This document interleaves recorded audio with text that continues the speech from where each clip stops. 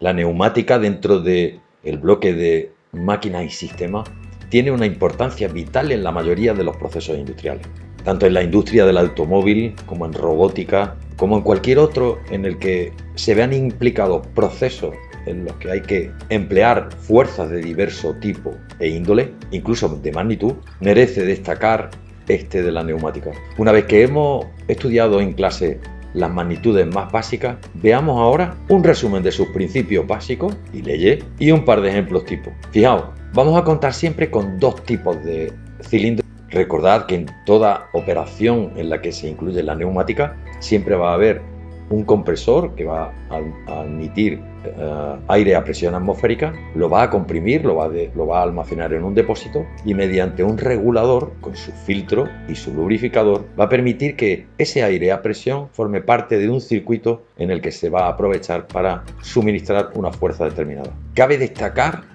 la cámara de aire de un cilindro de simple efecto donde hay un muelle y la doble cámara que hay en el caso de un cilindro de doble efecto. Pero veamos cuáles son las variables de diseño y las ecuaciones que nos permiten conocer perfectamente cada uno de estos casos. Empezando por el de simple efecto, hemos de darnos cuenta de que tienen variables más que parecidas. En ambos casos siempre hay una sección, la sección del émbolo o de la cámara, que es prácticamente la misma. Aunque en el de doble efecto hay una sección de avance y otra de retroceso. La otra magnitud a estudiar sería el volumen de aire que puede entrar en la cámara, en el cilindro. Y por último, hacer un balance de fuerzas. Y esas fuerzas podremos transformarlas en trabajo mecánico y determinar la potencia de las mismas. En el caso del cilindro de simple efecto, lo que tendríamos es la sección del émbolo igual al diámetro de la cámara, del cilindro, y que podríamos calcular mediante esta ecuación. En el caso de doble efecto, en el avance, la sección sería la correspondiente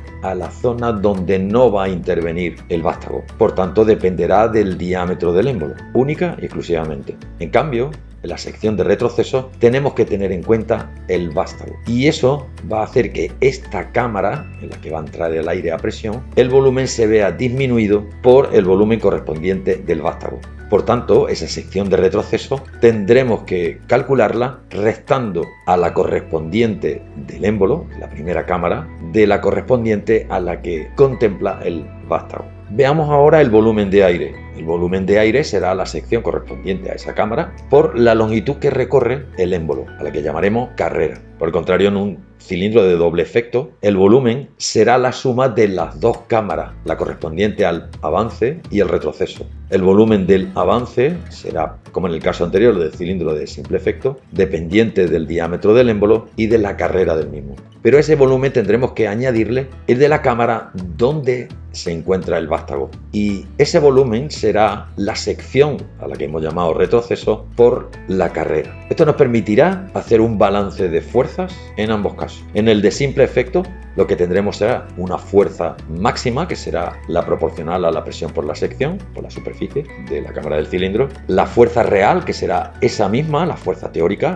la presión por la sección, restándole las fuerzas que se oponen al mismo, que serían las del muelle y las del rozamiento del émbolo con la cámara del cilindro. Ojo, solamente hay fuerza en el avance.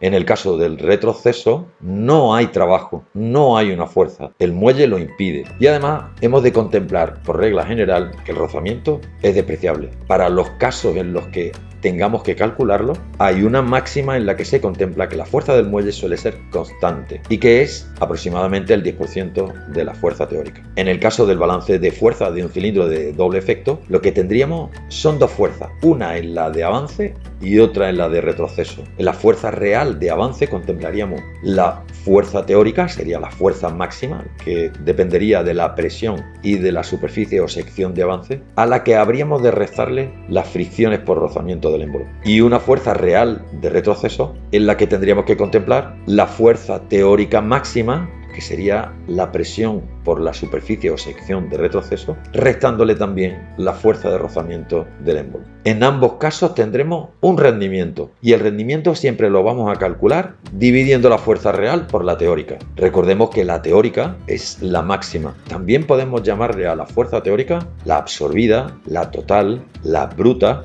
y otros. Y en el caso de la fuerza real, hemos de tener en cuenta qué será la verdaderamente efectiva que se va a dar en cada uno de los pasos. También podremos llamarla útil o neta. Ojo, si conocemos el rendimiento, lo más adecuado a la hora de resolver ejercicio, querrá decir que ya se incluye la fuerza del muelle y la fuerza del rozamiento, para el caso de simple efecto. En el caso de doble efecto, ese rendimiento supondrá que la fuerza de rozamiento es despreciable, porque ya se ha incluido en el rendimiento.